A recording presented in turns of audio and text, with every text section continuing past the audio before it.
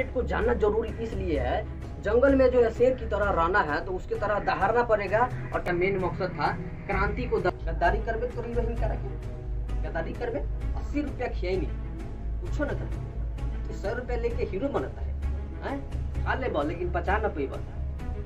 जय हिंद। आज हम लोग पढ़ने वाले हैं रोलेट एक्ट के बारे में, और रोलेट एक्ट क्यों हुआ, क्यों पारित हुआ, कि ये क्या था, क्या इसका मामला है, इसके बारे में पढ़ना पड़ता है, पढ़ने वाले हैं। अब देखो कि ये जो क्यों पढ़ेंगे, क्योंकि जो जालियांवाला बाग हत्याकांड है इसी का कारण हुआ था, मेन मकसद जो है यही है। तो जालियांवाला बाग हत्याकांड पढ़ेंगे, उससे पहले थोड़ा इसको पढ़ लेते हैं, जान लेते हैं, तभी ना अच्छा रहेगा। चलो, रोलेट एक्ट जो है 1919 में पारित हुआ। ये जो है सर सिडनी के द्वारा पारित हुआ, यानी सर सिडनी रोलेट उसका नाम था, उसके द्वारा पारित हुआ। अब देखो रोलेट एक्ट को काला कानून कहते हैं।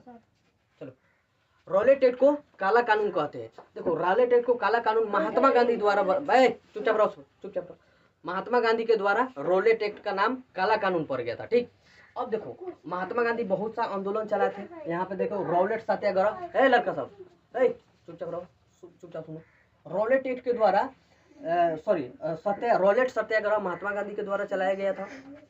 बहुत सा जो है आंदोलन श्रद्धानंद के द्वारा भी चलाया गया था, यानी हर जगह पर सर्वव्यापी आंदोलन चलाया गया था। तो देखो रोलेट एक्ट जो है सर सिडनी के नेतृत्व में हुआ, सबसे पहली बात, इसको काला कानून कहते हैं। दूसरी बात, अब देखो रोलेट एक्ट को जानना जरूरी इसलिए है, जंगल में जो है शेर की तरह रहना है तो उसकी तरह दहाड़ना पड़ेगा और छोटे मोटे जीवों को मारना पड़ेगा। तो उसी तरह है, बड़ा आंदोलन को जानने के लिए, बड़ा सत्याग्रह चाहे कुछ भी को जानने के लिए छोटा छोटा आंदोलन को जानना जरूरी होता है।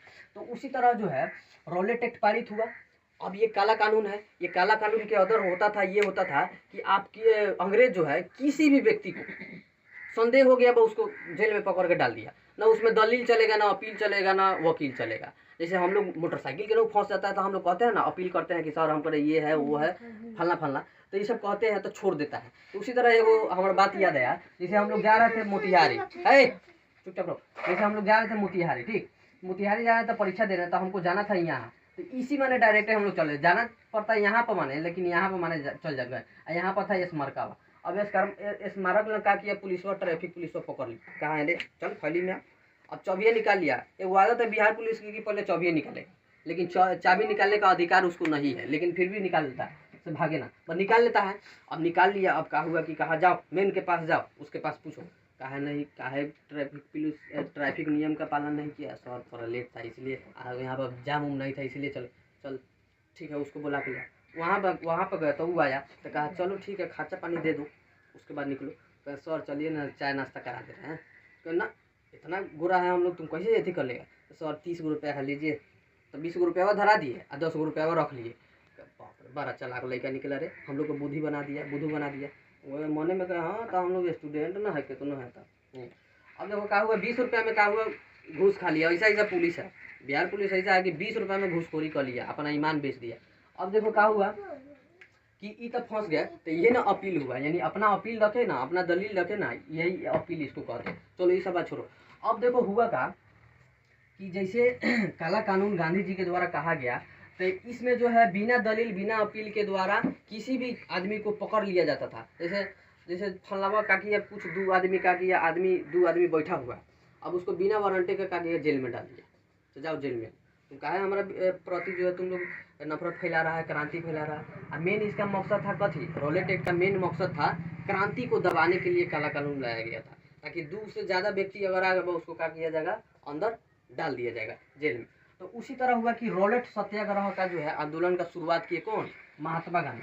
तब महात्मा गांधी जैसे शुरुआत किए तो अन्य और भी आदमी था, जैसे स्वामी श्रद्धानंद थे, उन्हें क्या किए कि अपने जो है क्षेत्र में क्या किए, आंदोलन का शुरू किए। वहाँ पे कर मत दो का आंदोलन दिए, लेकिन कर मत दो का आंदोलन का सबसे पहले प्रयोग नारा दिए थे सरदार वल्लभ भाई पटेल। बारदोली जो था, बारदोली सत्याग्रह गुजरात में हुआ था, बारदोली जगह पे, तो उस समय हुआ था, ठीक, लेकिन ये प्रयोग किए थे। तो अगर पूछे कि कर मत दो का आंदोलन, कर मत दो नारा किसने दिया, तो कहना सरदार वल्लभ भाई पटेल, लेकिन ये भी श्रद्धानंद भी प्रयोग किए थे।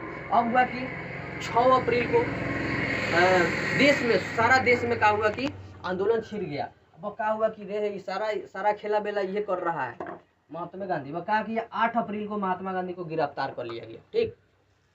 अब जो है क्या हो गया, 8 अप्रैल को गिरफ्तार कर लिया गया। और इसका केंद्र कहाँ था, सत्याग्रह जहाँ से चालू हुआ था इसका केंद्र था पंजाब में। अब देखो इसको गिरफ्तार कर लिया गया, तो इसको क्या हुआ कि अब करे तो करे का। अब देखो अब होता है कि यहाँ पे जो जालियांवाला बाग हत्याकांड शुरू होता है, जालियांवाला बाग हत्याकांड शुरू होता है। तो जालियांवाला बाग हत्याकांड 13 अप्रैल 1919 को होता है। बैसाखी के मेला लगता था, है लड़का सब है शांत से सुनो, बैसाखी का मेला लगता था, ठीक। 13-14 तारीख को बैसाखी के मेला लगता था हर प्रत्येक वर्ष पंजाब के अमृतसर में, ठीक।